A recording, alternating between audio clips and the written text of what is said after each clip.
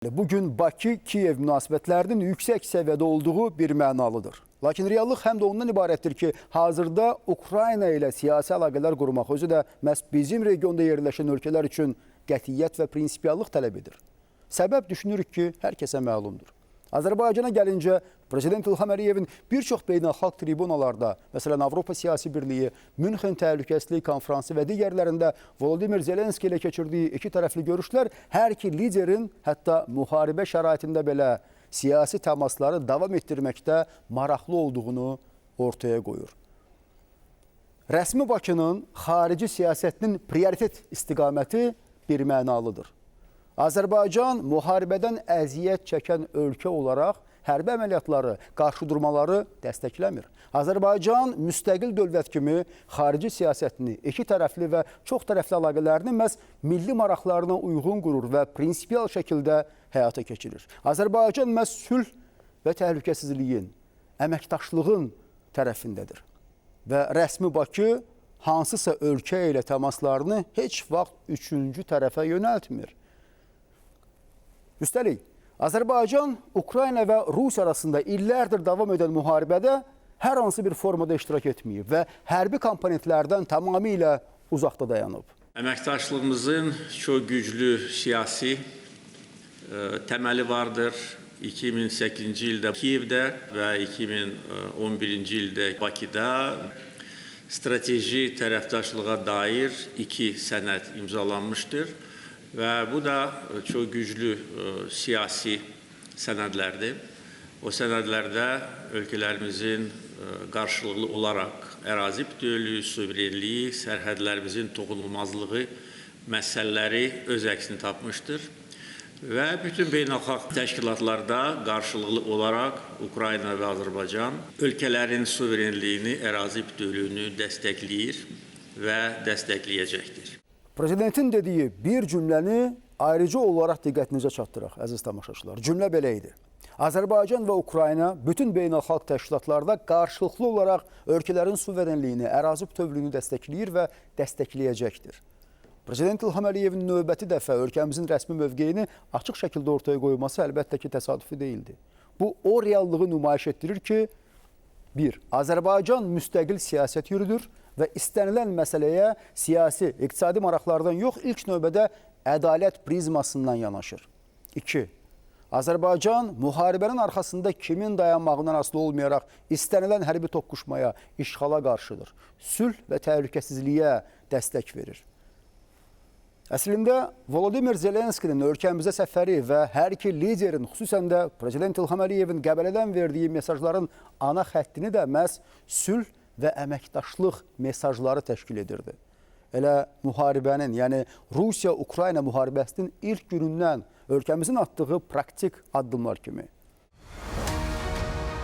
Bəli, 30 il davam edən Qarabağ münaqişəsini artıq 6 ildir ki, geridə qoyan Azərbaycan müharibənin necə bir dəhşətli bəla olduğunu və mülki insanları hansı ağrı acı ilə üz-üzə qoyduğunu gözəl bilir. Odur ki, rəsmi Bakı hərbi əməliyyatlar fonunda daş dövrünə yuvarlanan Ukraynalılara 1. Ərzaq və digər məhsulların göndərilməsi, 2. Uşaqların reabilitasiya proqramlarının həyata keçirilməsi, 3. Ukraynalı tələbələrin Azərbaycanda reabilitasiyası, eləcə də 4. Müharibə nəticəsində enerji sistemi sıradan çıxan Ukraynaya texniki cihazların göndərilməsi və digər formalarda davamlı dəstək verir. Niyə daha çox uşaq və gənclər? Çünki Azərbaycan gözəl bilir ki, müharibədən ən çox psixoloji zərbə alan ilk növbədə uşaqlar, gənclər və ümumiyyətlə dinc sakinlər olur. Və Volodimir Zelenskinin ilk növbədə bu xüsusda Azərbaycan prezidenti İlham Əliyevə təşəkkürünü bildirməsi əlbəttə ki, səbəbsiz deyildi. Mən cənab prezidentə təşəkkürümü bildirmək istəyirəm ki, bizim tərəfdaşlığımız həmin bu çox sərt qış şəraitində davam etmişdir. Eyni zamanda əlbəttə ki, biz hava hücumundan müdafiə tədbirlərini görmüşük, lakin buna baxmayaraq enerji sahəsində təchizata gəldikdə belə bir çox ağır bir dövrdə biz 11 yardım paketini almışıq Azərbaycandan. Bu yardıma görə biz öz təşəkkürümüzü bildiririk ki, biz bu haqda xeyli söhbət apardıq. Biz həmçinin xüsusi olaraq cənab prezident sizə təşəkkürümüzü bildiririk ki, siz bizim uşaqlarımıza kömək edirsiniz. Uşaqlar, o övladlarımız cəbhə yanı bölgələrdən gəlirlər. Onlar əzab-əziyyətlərlə üzləşiblər, müharibədən əziyyət çəkiblər. Дуже важко, які постраждали через війну. Bakı-Kiyev əlaqələri üçün mühüm əməkdaşlıq istiqamətlərindən biri və bəlkə də birincisi hər zaman iqtisadi sektor olub. Lakin 2022-ci ildən etibarən start götürən Rusiya-Ukrayna müharibəsindən sonra Ukraynanın ayrı-ayrı ölkələrlə iqtisadi, ticari əlaqələri də əlbəttə ki, iflic durumdadır. Və bu əlaqələrin inkişafı barədə rəsmi statistikalar demək olar ki, yoxdur. Bununla belə, Ukrayna və Azərbaycan enerji sahəsində əməkdaşlığı inkişaf etdirmək potensialının olduğu qənaətindədir və müharibə dövründə SOCAR-ın Ukraynada fəaliyyət göstərən yanacaq doldurma məntəqələri bugün də iki tərəfli biznes əlaqələrini gücləndirməkdə əhəmiyyətli, hətta deyərdik, strateji rol oynayır. Bundan əlavə, rəsmi Kiyev cari ildə Azərbaycanla hərtərəfli əməkdaşlığı daha da dərinləşdirməyi və bir sıra sahələrdə birgə layihələr həyata keçirməyi hədəflədiyini bildirir. Prioritet əməkdaşlıq istiqamətləri isə nəqliyyat və logistika, investisiyaların cəlb edilməsi, eləcə də enerji sayılır. Müzakirə edilən məsələlər arasında siyasi dialoqdan başqa, xüsusilə energetika sahəsində əməkdaşlığı qeyd etmək istərdim. Burada həm əldə edilmiş nailiyyətlər var.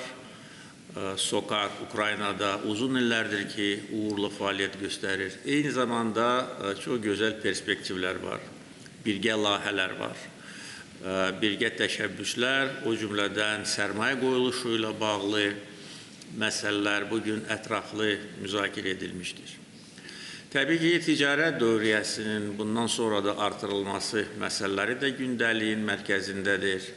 Bizim ticarət dövriyyəmiz $500 milyard ötüb, amma ümid edirəm ki, növbəti illərdə bu rəqəm daha da böyüyəcək, çünki buna da böyük imkanlar var.